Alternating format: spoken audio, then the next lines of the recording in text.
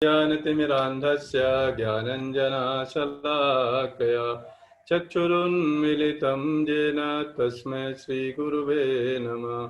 श्रीचैतन्यमनोभीष्टं स्थापितं येन भूतले स्वयं रूपः कदा मह्यं ददाति स्वयं पदान्तिकम्। वन्देऽहं श्रीगुरो श्रीयुतपदकमलं श्रीगुरुन् वैष्णवांश्च श्रीरूपं साग्रजातं सहिगणरघुनाथवितं तं सजीवं साद्वैतं सावधूतं परिजनसहितं कृष्णचैतन्यदेवं श्रीराधा कृष्णपादान् सहिगणललिता श्रीशाखान्वितं च।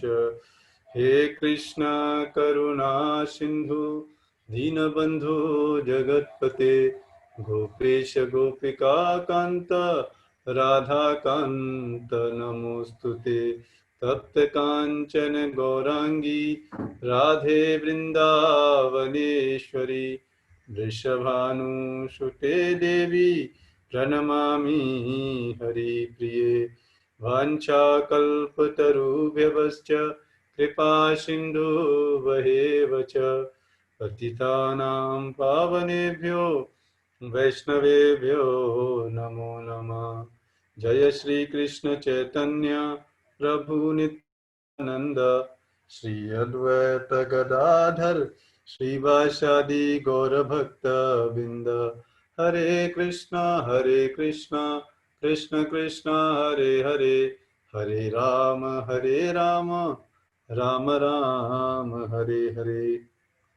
तो आज के आपके सेशन में आपका हार्दिक स्वागत।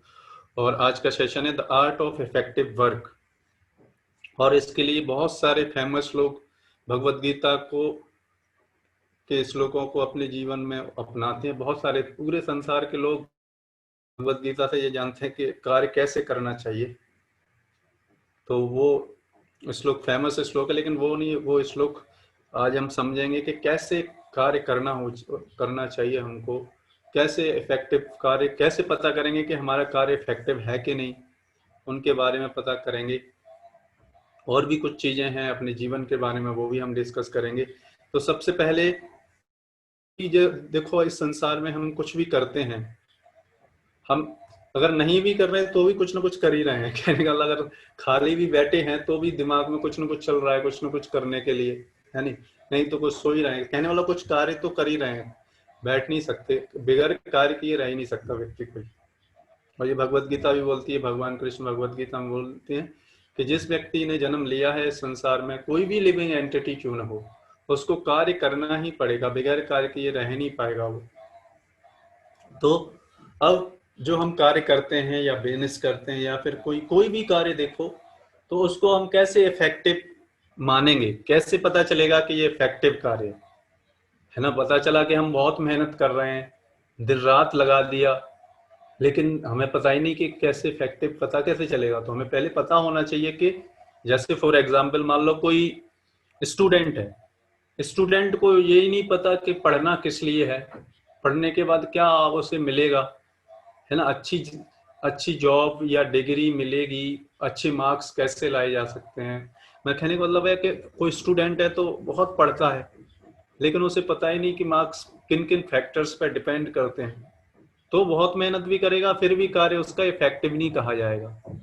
तो कोई भी कार्य इफेक्टिव कब कहा जाता है, जब उस कार्य करने का जो उद्देश्य है, जो कार्य कर रहे हैं उस कार्य का जो उद्देश्य होता है, वो उद्देश्य से रिलेटेड, उद्देश्य अचीव होना चाहिए, तो वो कार्य का क्या कहा जाएगा, इफेक्टिव कार्य कहा जाएगा। जैसे मान लो कोई स्टूडेंट है, तो अगर वो अच्छे मार्क्स लाता है और उसका जब इंटरव्यू होता है और वो अपने सारे क्वेश्चंस के आंसर दे पाता है, तो क्या बताया जाएगा, क्योंकि उसका उद्देश्य यही तो था, तो उसने जो भी कार्य किया होगा वो क्या कहा जाएगा, इफेक्टिव कार्य किया जाएगा। और नहीं तो वो सारा किया हुआ कार्य क्या, इनइफेक्टिव कहा जाएगा। तो उसी तरीके से ये तो स्टूडेंट का जैसे हमने एग्जांपल दिया, और कैसे इसको इफेक्टिव बना सकते हैं, क्या क्या फैक्टर होनी चाहिए। और एक और एग्जांपल मैं देता हूँ, सपोज करो कि मान लो कोई कंपनी है, कोई प्रोडक्ट बनाती है या फिर कुछ भी कार्य करती है या कोई प्रोजेक्ट रन करती है, तो आप देखेंगे हर प्रोजेक्ट के पीछे कोई उद्देश्य होता है, ऐसे ही नहीं चलता। और उसके कार्य क्या होते हैं, जितने भी कार्य होते हैं वो उस उद्देश्य को फुलफिल करने के लिए ही किए जाते हैं। तो कहने का मतलब है जितने भी कार्य करेंगे वो उस उद्देश्य को ध्यान में रखते हुए अचीव होने चाहिए, तब वो कार्य जितने भी क्या कहा जाएंगे, इफेक्टिव वर्क कहे जाएंगे, इफेक्टिव कार्य कहा जाएगा। और तो अब इस इफेक्टिव कार्य हमें पता चल गया कि चलो ये इफेक्टिव कार्य है। अब इसको कैसे कर सकते हैं, कैसे पता चलेगा कि किन किन फैक्टर्स पे। तो सेकंड काम, पहले सबसे पहले हमको ये पता करना है कि जो कार्य कर रहे हैं वो किस उद्देश्य के लिए कर रहे हैं। सबसे पहला, अगर हमें इफेक्टिव कार्य करना है अपने जीवन में, मतलब कहने का मतलब बड़ी आसानी से काम करना है और उद्देश्य अचीव करना है, तो सबसे पहले हमें जो कार्य है, जो प्रोजेक्ट है जिस पे हम वर्क कर रहे हैं, उसका उद्देश्य क्लियर होना चाहिए, क्लियर कट के ये उद्देश्य है ये प्रोजेक्ट का और ये अचीव होना है इससे। पहला पॉइंट क्या है, जो जिस उद्देश्य के लिए हम कार्य कर रहे हैं वो उद्देश्य क्लियर होना चाहिए, पहला पॉइंट। किसी भी प्रोजेक्ट में आप देख लो, किसी भी बिजनेस में देख लो, किसी में भी फील्ड में, तो पहला कार्य क्या है, उस उद्देश्य को पता होना, अच्छी तरीके से पता होना उसके बारे में। अब उसके बाद वो जो उद्देश्य अचीव होएगा वो किन किन फैक्टर्स पे डिपेंड करता है, वो फैक्टर्स भी हमको पता होने चाहिए, उनका आपस में लिंक पता होना चाहिए। अगर ये दो चीजें हम अपने ध्यान में रखेंगे तो इस संसार का कोई भी कार्य ऐसा नहीं होगा जो हम कर नहीं पाएंगे, है ना। उसके लिए हमको क्या, थोड़ा समय लगाना पड़ेगा, समझनी सीखनी पड़ेगी कुछ चीजें। तो जैसे मैं आपको स्टूडेंट का उदाहरण लेता हूं, उसे पता है कि अच्छे मार्क्स लाने, उसका उद्देश्य क्या है, अच्छे मार्क्स लाने एग्जाम में, और जब इंटरव्यू होगा तो उसके वो जो क्वेश्चंस हैं उनके आंसर भी दे पाए। क्योंकि एग्जाम में मान लो चीटिंग से पास भी कर दिया तो है ना, मान लो किसी ने पूछ लिया फिर वो बता नहीं पाएगा, है ना। तो इसलिए मैंने क्या एग्जाम नहीं बोला, एग्जाम के बाद उसकी नॉलेज को चेक करने का क्राइटेरिया भी वो फुलफिल कर देना चाहिए, कहने का मतलब। तो ये उसका उद्देश्य है, सपोज करो। अब उसका ये क्लियर है कि मेरे मार्क्स आने हैं इतने, अब वो कैसे लाएगा, अब केवल किताबें पढ़ने से नहीं उसके मार्क्स आएंगे, बहुत सारे फैक्टर्स हैं जिन पर डिपेंड करता है उसके ये मार्क्स। तो वो फैक्टर्स हमको पता नहीं होते, सामान्यतः लोग पता नहीं करते, केवल क्या है, केवल पढ़ना है बस। पढ़ने के अलावा बहुत सारी चीजें हैं जिन पर हमारे मार्क्स डिपेंड करते हैं, है ना। तो वो चीजें कैसे हैं, जस्ट मैं कुछ चीजें बताता हूँ, सारी चीजें तो हम नहीं डिस्कस कर सकते, कुछ चीजें इंपोर्टेंट चीजें। जैसे सपोज करो उसे अच्छे मार्क्स लाने हैं, तो उनके फैक्टर्स क्या है, सबसे पहले होगा कि मार्क्स आएंगे तो फिर एग्जाम होंगे, है नहीं, एग्जाम की डेट भी होएगी, है ना, एग्जाम में किस तरीके के क्वेश्चंस आएंगे, है ना। पढ़ने से पहले ये सारी चीजों से पता होना चाहिए, तब वो प्रिपरेशन कर पाएगा। सिलेबस क्या है आउट ऑफ सिलेबस थोड़ी पढ़ना है ना। सिलेबस क्या है, एग्जाम कब है, क्वेश्चन किस तरीके के आएंगे, पहले क्वेश्चंस किस तरीके के आ चुके हैं, है ना, ये सब चीजें। और जनरली लोग इन पे ध्यान नहीं देते, इसलिए क्या होता है, बहुत पढ़ाई करते हैं लेकिन फिर भी उनके मार्क्स अच्छे नहीं ला पाते वो, क्योंकि सारे फैक्टर्स उनको पता ही नहीं, है ना। पूरा होल कंसेप्ट पता होना चाहिए, तब तो हम प्रिपरेशन कर पाएंगे। तो अब उसे जब पता चलेगा कि हाँ इतना है, अब इसके अलावा भी, अब सिलेबस पता चल गया, डेट पता चल गया, अब हमें ये पता होना चाहिए कि कितना समय बचा है ना, कितना समय है हमारे पास उस एग्जाम के बीच में, दूसरा पॉइंट। और उसके बाद फिर हमको क्या पता नहीं चाहिए, हमारी क्या एफिशिएंसी है पढ़ने की, है ना। हर व्यक्ति का एक जैसा एफिशिएंसी नहीं होता, तो हमें अपनी भी एफिशिएंसी पता होना चाहिए कि हमको ये कितने दिन पढ़ना पड़ेगा। मान लो कोई व्यक्ति 1 घंटे में ही बहुत कुछ पढ़ लेता है, कोई व्यक्ति 2-4 घंटे लगा के उतना ही पढ़ पाता है। तो कहने वाला व्यक्ति को अपनी भी एफिशिएंसी पता होना चाहिए, ये भी एक फैक्टर है पढ़ाई करने का, नहीं तो वो अच्छे मार्क्स नहीं ला पाएगा। दूसरा, अब इस शरीर को, क्योंकि पढ़ाई करने का, केवल पढ़ाई करने से थोड़ी काम चलेगा, शरीर भी मेंटेन करना पड़ेगा, उसके लिए खाना पीने का भी ध्यान रखना। ऐसा नहीं कि ज्यादा खाना खा लिया उसने फिर क्या आएगा, नींद आएगा उसको, है कि नहीं, तो पढ़ नहीं पाएगा। तो ये कुछ फैक्टर्स हैं, और ऐसा नहीं कि कुछ भी नहीं खाएगा तो भी पढ़ लेगा, तब भी नहीं, चक्कर आएंगे उसे है ना। तो ये कुछ चीजें हैं जो कि इम्पोर्टेंट फैक्टर हैं, जो कि उस व्यक्ति के, उस स्टूडेंट के मार्क्स लाने में ऑल्दो डायरेक्टली नहीं आ रही, देख लो अब ये सब चीजें चलेंगी तब वो व्यक्ति क्या है, अच्छी पढ़ाई कर पाएगा, अपनी एफिशिएंसी होगी, पता कर पाएगा, तो उतना समय लगा पाएगा, उसके हिसाब से उसे अपना टाइम देना पड़ेगा उसमें। ये कुछ मैंने आपको कुछ फैक्टर्स आपको बताए, ये सारी चीजें। उसी तरीके से किसी भी कार्य में देख लो, इस तरीके से डिफरेंट डिफरेंट फैक्टर्स होते हैं, और व्यक्तियों को ये फैक्टर्स अगर नहीं पता होंगे, और फैक्टर होने पता होने के बाद फिर क्या करना पड़ेगा, उन चीजों के पता होने के बाद फिर उन पर फिर मेहनत करनी पड़ेगी। मेहनत अब आती है काम। तो ये अभी तक क्या था, वो प्लानिंग था, स्मार्ट वर्क था ये अभी तक का। और अब हार्ड वर्क का यहाँ पर, जब स्मार्ट वर्क करने के बाद जब हम उनमें एग्जीक्यूशन जब करते हैं, तो फिर हमें अपनी मेहनत जितनी जरूरत, इससे क्या होगा, हमको जितनी जरूरत होगी उतनी मेहनत हम लगा पाएंगे उसमें, अननेसेसरी हमारी मेहनत नहीं जाएगी बर्बाद। इस तरीके से जब हम कोई व्यक्ति स्टूडेंट इन सारे फैक्टर्स को ध्यान में रखते हुए फिर पढ़ाई करना स्टार्ट करता है, फिर आप देखेंगे उसकी नॉलेज और उसके मार्क्स दोनों ही कॉम्पिटेंट होंगे, कहने मतलब अच्छे मार्क्स ला पाएगा, और कोई भी व्यक्ति उससे पूछेगा तो बता भी पाएगा। तो ये तो हमने केवल एक स्टूडेंट का एग्जाम्पल दिया। उसी तरीके से अगर हमारा कोई बिजनेस भी है ना, बिजनेस में भी यही फैक्टर काम करता है, इसी तरीके से ही काम करता है। बिजनेस का पर्पस हमें पहले क्लियर होना चाहिए कि हमें करना क्या है, उद्देश्य बिल्कुल क्लियर होना चाहिए। फिर अगर उद्देश्य क्लियर है, फिर उद्देश्य कैसे अचीव होगा, किन फैक्टर्स पे डिपेंड करता है, कैसे कैसे कहाँ से, मान लो कोई प्रोडक्ट बनाना है तो वो प्रोडक्ट कैसे बनेगा, कैसे लोगों को हायर करना पड़ेगा, कहाँ से क्या होएगा, इस तरीके से फैक्टर्स को हमको कहने मतलब उसमें थोड़ा हमें समय लगाना पड़ेगा वो जानने के लिए। फिर क्या करना है, वो मेहनत करना पड़ेगा। तो ये तो हमने किया किस तरीके से अपना बिजनेस या कोई भी कार्य हो उसको इफेक्टिव बनाया जा सकता है। उसी तरीके से भगवत गीता एक हमारे जीवन के उद्देश्य को फुलफिल करने के लिए बोली गई है।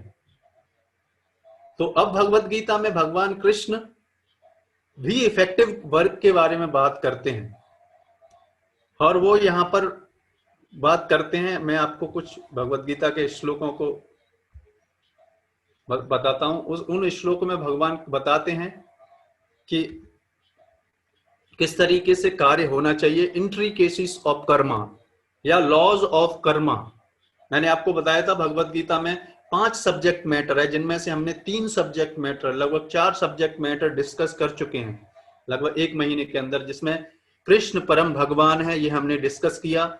हम आत्मा हैं, शरीर नहीं है, और हम भगवान के अंश हैं, ये हमने डिस्कस किया अभी तक। और आपस में भगवान का हमसे क्या रिलेशन है, हमारा भगवान से क्या रिलेशन है। ममे वांसो जीव लोके जीव भूता सनातना, हम भगवान के अंश हैं, और अंश होने के नाते हमारा भगवान का क्या कर्तव्य है, हमें भगवान की सेवा करना है। ये हमारा रिलेशन, हमने ये डिस्कस किया। उसके बाद हमने क्या डिस्कस किया, प्रकृति, जिस संसार में हम रह रहे हैं उसका नेचर क्या है वो जानना बहुत जरूरी है। इसलिए हमने उसके बाद तुरंत क्या समझा कि ये प्रकृति क्या है, नेचर क्या है, कैसे काम करती है, किन के अंडर में काम करती है, ये हमने डिस्कस किया। प्रकृति के 3 गुण डिस्कस किए, प्रकृति के 3 गुणों में हर चीजें आती हैं, वो हमने डिस्कस किया। आप देखो, हमने जीवन का उद्देश्य भी डिस्कस किया, फिर उसके बाद जीवन का उद्देश्य किन किन फैक्टर्स पे डिपेंड कर रहा है वो भी हम अभी डिस्कस कर ही रहे हैं। तो उसमें अब एक रहता है कर्मा, कि कर्म कैसे करता, कर्म का लॉज ऑफ कर्मा कैसे काम करते हैं। और उसके बाद टाइम, तो कल या परसों में हम टाइम डिस्कस करेंगे कि टाइम है क्या है, टाइम के साथ चीजें क्या होती हैं। उसके बाद ये सारी भगवत गीता जीवन का उद्देश्य और उसके जो फैक्टर्स हैं वो हम डिस्कस कर चुके होंगे। तो अब मैं आज के श्लोक को आपको सुनाता हूँ, बताता हूँ, फिर हमें पता चलेगा कि अभी हम फैक्टर्स समझ रहे हैं धीरे धीरे करके। फिर हम अगर ये फैक्टर्स हम समझ जाएंगे, और इन फैक्टर्स को समझने के बाद फिर हम अपने उद्देश्य के लिए फिर फोकस्ड होकर काम करेंगे, तो अपना जीवन का उद्देश्य हासिल हो जाएगा।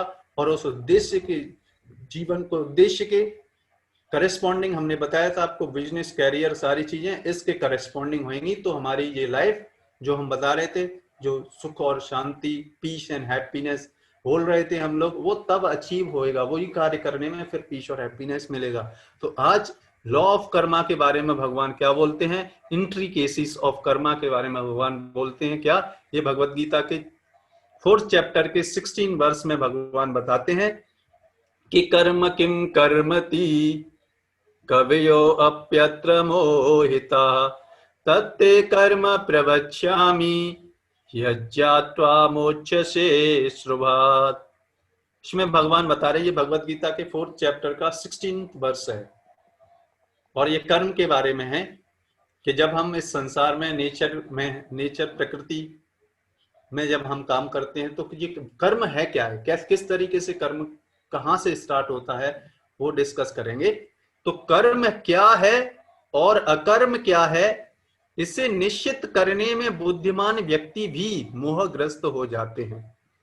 अब आप समझो, भगवान कृष्ण ये बोल रहे हैं, जो कि सब कुछ जानते हैं, वो क्या बता रहे हैं कि एक बड़ा से बुद्धिमान ज्ञानी से ज्ञानी व्यक्ति भी कर्म क्या है और अकर्म क्या है समझने में मात खा जाता है, समझ नहीं पाता, मोहग्रस्त हो जाता है, मतलब कंफ्यूज्ड रह जाता है।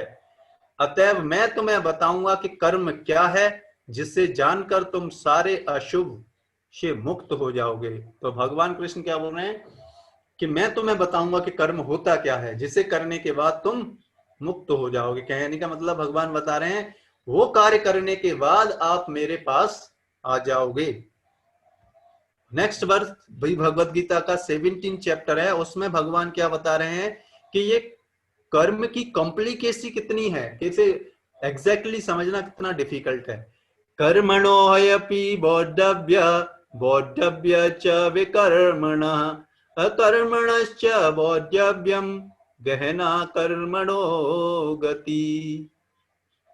तो इसमें भगवान बता रहे हैं कर्म की बारीकियों को समझना अत्यंत कठिन है। The intricacies of action are very hard to understand. It is very difficult to understand the laws of karma. It is very complex. अतः मनुष्य को चाहिए कि वह यह ठीक से जाने कि कर्म क्या है, विकर्म क्या है और अकर्म क्या है। तो ये 3 तरीके के कर्म समझना बहुत इंपॉर्टेंट है। अगर नहीं समझ पाएंगे तो फिर हम जीवन का जो उद्देश्य है उसको हासिल नहीं कर पाएंगे। इसलिए हमने फैक्टर है ना, देखो हम अभी यही डिस्कस कर रहे हैं, जीवन का उद्देश्य हमने डिस्कस किया पहले स्टार्टिंग में ही, और उसके बाद हमने फैक्टर्स डिस्कस कर रहे हैं। तो अब इसमें कर्म क्या है, विकर्म क्या है, अकर्म क्या है, ये तीनों कर्म समझना बहुत इंपॉर्टेंट है अगर हमें अपने जीवन के उद्देश्य को हासिल करना है। तो यानी कहने वाला जीवन का उद्देश्य मतलब इफेक्टिव वर्क, ये अल्टीमेट इफेक्टिव वर्क है। तो ये अल्टीमेट इफेक्टिव वर्क कैसे करें जिससे कि हम अपने जीवन के उद्देश्य को हासिल करें। तो हमने आपको बताया, एक हमने आपको फ्लो भी दिखाया था कुछ दिन पहले, कैसे भगवान अपने धाम में रहते हैं, जिसको है ना आध्यात्मिक जगत बोलते हैं। वहां पे आध्यात्मिक शक्ति कार्य करती हैं।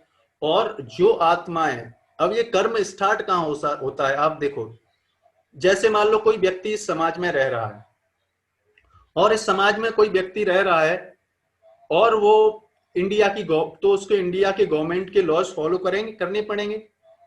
क्यों? क्योंकि वो समाज में रह रहा है, अकेला तो रह नहीं रहा। समाज में रहेगा तो इंडिया के कॉन्स्टिट्यूशन के हिसाब से रहना पड़ेगा, है ना। तो जब तक वो व्यक्ति इंडिया के कॉन्स्टिट्यूशन के हिसाब से रहेगा तब तक उस पर कोई कर्म नहीं कार्य करेगा। कहने का मतलब ये एक सेंस में बात कर रहा हूं।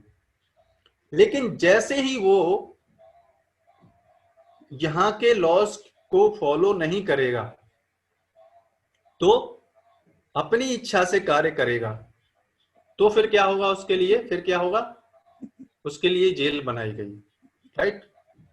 क्योंकि इंडिया के कॉन्स्टिट्यूशन के हिसाब से नहीं काम करेगा तो फिर उसके लिए जेल बनाई गई है। तो फिर उस पर किसके लॉज काम करेंगे, जेल के लॉज काम करेंगे, क्योंकि जेल में उसे डाला जाएगा, जेल के अनुसार उसको चलना पड़ेगा। तो इसके लिए कर्म कहां से स्टार्ट हुआ, जब व्यक्ति ने इंडिया के कॉन्स्टिट्यूशन को फॉलो करना बंद कर दिया, मतलब जेल में गया, तब से इसका लॉ ऑफ कर्मा स्टार्ट हुआ। उसी तरीके से हमारे जीवन में ये कर्मा कब से स्टार्ट हुआ, जब से हमने भगवान के धाम से, भगवान से अलग होके, भगवान से स्वतंत्र होके यहाँ पर, मतलब भगवान की तरह एकदम स्वतंत्र होके कंट्रोलर बनने की इच्छा व्यक्त की, तब से हमको ये जेल में भेजा गया। तब से ये ऐसे नहीं कि हमारा अभी जन्म स्टार्ट हुआ है तब से कर्म स्टार्ट हुआ है, नहीं। जब से हम भगवान के यहाँ से स्वतंत्र इच्छा लेके आए हैं, तब से, जब से हम इस भौतिक संसार में एंटर हुए हैं, तब से हमारा लॉ ऑफ कर्मा स्टार्ट हो चुका है। और उसके बाद पता नहीं उस लॉ ऑफ कर्मा, कर्मों के हिसाब से हम कितने जन्म हम ले चुके हैं, उसका हिसाब हम कैलकुलेट नहीं किया जा सकता। है ना, उसके लिए हिस्ट्री भर जाएगी अगर भगवान बताएंगे हमको तो, है ना, बुक्स और बुक्स। तो ये कर्मा वहां से स्टार्ट हुआ है। अब हम ये समझते हैं कर्म क्या है, विकर्म क्या है और अकर्म क्या है। कर्म को जनरली हम सकाम कर्म भी बोल देते हैं, और विकर्म उसका उल्टा है। और अकर्म क्या है? अकर्म वो है जो कि हमें इस संसार में बांधे नहीं रखेगा। अब हम समझते हैं अकर्म उसको क्या कहते हैं, जो इस सोसाइटी में रहते हुए इंडिया के कॉन्स्टिट्यूशन को फॉलो कर रहा है, उसको अकर्म, मतलब कोई कर्म नहीं लग रहा, उसको बोलते हैं अकर्म। तो अब ये कैसे कार्य करते हैं, अब पहले मैं बताता हूं कर्म क्या है। तो अब व्यक्ति जेल में गया, ठीक है, क्योंकि जेल में गया तभी तो उसका कर्म स्टार्ट हुआ। तो अब जेल में मान लो व्यक्ति गया, अब जेल के लॉज को फॉलो करेगा तब तो उसके कर्म काम कर रहे हैं। अगर वो जेल के लॉज को भी नहीं फॉलो कर रहा और वहां पर भी अपनी मनमानी कर रहा है तो फिर क्या कहा जाएगा, वो विकर्म कर रहा है, क्योंकि फिर उसे और सीवियर पनिशमेंट मिलेगा, है ना। वहां पे जाके कैदियों को परेशान करे अगर वो जाके, तो और भी उसने वो वहां की जेल के जो लॉज हैं उनका भी अगेंस्ट में काम करना स्टार्ट कर दिया, तो क्या कहा जाएगा उसके लिए, वो विकर्म, मतलब उल्टा काम किया तो और सीवियर पनिशमेंट मिलेगा, मतलब पाप कार्य किया। ठीक है, उसी तरीके से हम इस संसार में आए हैं, है ना। अब यहां पर हम जो कार्य कर रहे हैं, जो इस संसार के लिए लॉज बने हुए हैं उनके अकॉर्डिंग, मतलब स्क्रिप्चर्स में जो लॉज दिए गए हैं उनके अकॉर्डिंग कार्य करेंगे तो वो सकाम कर्म कहे जाएंगे। लेकिन उनको कार्य करने से हम यहां से निकल नहीं पाएंगे, उनसे हमारे कर्म, सकाम करने से हमारा एक अकाउंट बन रहा है, ठीक है, एक अकाउंट ओपन हो गया है, उसमें हमारे कर्म इकट्ठे हो रहे हैं। और विकर्म करने से क्या है, विकर्म का मतलब उल्टा पाप कर्म करना, मतलब शास्त्रों के अगेंस्ट में काम करना, वो क्या कहा जाएगा, विकर्म। मतलब यहाँ इस संसार में रहने के लिए भी लॉज को है ना, और यहाँ पे इसके अगेंस्ट में रहेंगे तो विकर्म मतलब पाप कर्म। तो उसके भी रिजल्ट का आपका ये दो अकाउंट बन गए, एक पुण्य कर्म मतलब सकाम कर्मों का अकाउंट, एक विकर्मों का अकाउंट। अब ये दोनों अकाउंट चलते रहेंगे, जब तक चलते रहेंगे तब तक हम इस संसार में रहते रहेंगे, है ना। मतलब अच्छे कर्म करेंगे तो हमको रिवार्ड मिलेगा, खराब कर्म करेंगे तो हमको पनिशमेंट मिलेगा। तो दोनों, आप देखो दोनों ही कंडीशन है, दोनों ही हमें इस संसार में बांधे रखने वाले हैं, है ना। मान लो अच्छे भी कर्म करेंगे तो स्वर्ग लोक चले जाएंगे, ज्यादा से ज्यादा क्या होगा, और गलत कर्म करेंगे तो नरक लोक में मिल जाएंगे, या फिर यहाँ पर कुछ सीवियर पनिशमेंट मिलेगा हमको। तो इसलिए बताया जाता है, भगवत गीता जो बोली गई है वो बताती है, इसलिए जो प्रकृति के तीनों गुणों में रहते हैं वो कर्म और विकर्म में ही लगे रहते हैं। अकर्म क्या है, इसलिए आप देखेंगे इससे पहले भगवान कृष्ण ने क्या बोला कि अकर्म मैं आपको बताऊंगा कि किस तरीके का कार्य करना चाहिए। तो ये भगवत गीता किसके लिए बोली गई है, ये अकर्म कैसे करना चाहिए। तो अकर्म क्या है, भगवान जो चाहते हैं, भगवान की इच्छा अनुसार जो कार्य करेंगे, क्योंकि वही कार्य तो हम भगवान के धाम में कर रहे थे, तभी तो हमारा कोई कर्म नहीं क्रिएट हुआ था। तो वही कार्य अगर हम यहाँ पे भी करने लगेंगे तो वो कर्म होएगा, फिर क्या होगा, ना हमारा कर्म का अकाउंट होएगा, ना विकर्म का अकाउंट होएगा, और जीरो अकाउंट होएगा। तो इस जीवन के अंत में हम भगवान के पास जा पाएंगे, ये इफेक्टिव वर्क होएगा। और बहुत सारे लोग ये समझते हैं कि हम पुण्य कर्म करेंगे और पाप कर्म करेंगे तो क्या होगा दोनों कैंसिल हो जाएंगे, ऐसा नहीं है है ना। इसीलिए लोग, बहुत सारे लोग सोचते हैं, अरे मैं तो इस जीवन में बहुत अच्छा किया, फिर भी मेरे साथ ऐसा क्यों हुआ, why bad things happen to good people, ऐसे लोग सोचते हैं ना, कि मैं तो सब कुछ अच्छा करता हूँ फिर भी मेरे साथ बुरा कैसे हो गया। तो उनको ये नहीं पता, वो सोचते हैं कि मैं अच्छा कर रहा हूं तो उन्होंने पिछले लाइफ टाइम्स में बुरा किया हुआ है, तो वो सोचते हैं कि मैं अच्छा किया हूं तो अच्छे से बुरा कैंसिल हो गया। ऐसा नहीं होता ये कर्मा कर लॉज ऐसे नहीं काम करते। आपको अच्छे कर्म का रिवार्ड मिलेगा अलग से, बुरे कार्य का रिवार्ड मिलेगा अलग से है ना। तो दोनों जो मिलेंगे अलग अलग से। तो आपने अगर पुरानी लाइफ टाइम से बहुत, और आपने देखा होगा इस जीवन में बहुत लोग बहुत कुछ गलत कर रहे हैं लेकिन उसको बहुत कुछ अचीवमेंट मिल रहा है बहुत कुछ, तो उसने पुराने लाइफ का उसका इकट्ठा किया हुआ कर्म है। ऐसा नहीं होता, क्योंकि हम लोगों को पता ही नहीं पुरानी लाइफ टाइम के बारे में, तो इसलिए हम बिविल्डर्ड हो जाते हैं। तो अच्छा कर्म बुरा कर्म एक दूसरे को कैंसिल नहीं करते, इसकी वजह से हमें समस्या हो जाती है। तो अच्छा कर्म, तो इस जीवन में हम अगर हमारे साथ बुरा हो रहा है तो हमने जरूर पहले किसी के साथ बुरा किया हुआ है, उसका रिजल्ट हमको मिल रहा है। क्यों, किस तरीके से, जिस तरीके से मान लो कोई इतने सारे पेड़ होते हैं, किसी में जल्दी फल उगाते हैं, किसी में देर में फल उगते हैं, है नहीं, बट फल उगने हैं। जैसे नारियल का पेड़ है तो कई साल लग जाएंगे उसको अचीव होने में। उसी तरीके से हमारे ऐसे ऐसे कर्म जो कि बहुत समय बाद मिलने हैं वो हमें मिलेंगे।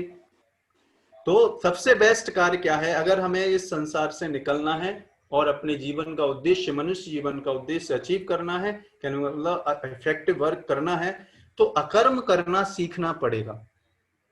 और अकर्म करना सीखना क्या है, अब कुछ अलग नहीं करना, जस्ट अपनी लाइफ स्टाइल को थोड़ा सा चेंज करना है। जैसे वही खाना खाना है, खाना शरीर को चलाने के लिए, जस्ट हमें करना क्या है, वही खाना भगवान को ऑफर करके खाना है। ये क्या बन गया, अकर्म बन गया। और नहीं तो फिर क्या होगा, वही सकाम कर्म और वही विकर्म बन जाएगा। उसी तरीके से बहुत सारी लाइफ स्टाइल में डिफरेंट डिफरेंट कार्य हैं जिनको कि अकर्म के तरीके से, उसी लिए भगवत गीता आप देखेंगे सारी भगवत गीता ये सेंटर्ड होके बोली गई है, और अलग से कुछ नहीं है भगवत गीता में। तो ये अब हम 4 सब्जेक्ट मैटर डिस्कस कर लिए हैं, और एक और फैक्टर रह जाता है टाइम, वो हम कल परसों में डिस्कस कर लेंगे। तो उसके बाद ये भगवत गीता जो कंप्लीट स्टडी थी, जो फैक्टर्स थे जो जीवन को उद्देश्य को अचीव करने के लिए, वो लगभग हम अच्छी डिस्कस कर चुके होंगे। तो आज के सेशन को हम यहीं पे विराम देते हैं। और भी जानना चाहते हैं तो हमारा ग्रुप है जर्नी ऑफ सेल्फ डिस्कवरी, उस पर आप ज्वाइन कर सकते हैं और भी इस तरीके के सेशंस में आने के लिए, फिर और पर्सनल गाइडेंस के लिए, उसमें और ज़्यादा आप समझ सकते हैं इन सारी चीज़ों से, है ना। तो इस तरीके से हम इसको, आज के सेशन को हम यहीं पे विराम देते हैं।